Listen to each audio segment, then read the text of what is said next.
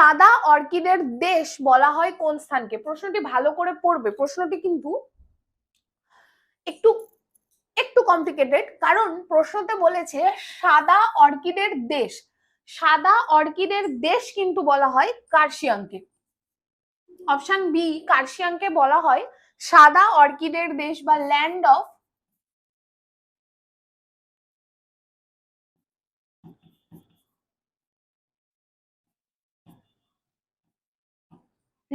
White orchid. এখানেই প্রশ্ন আরো একটা হতে পারে, তাহলে ম্যাডাম অর্কিডের শহর কাকে বলে? অর্কিডের শহর কিন্তু বলা হয় কালিম্পংকে।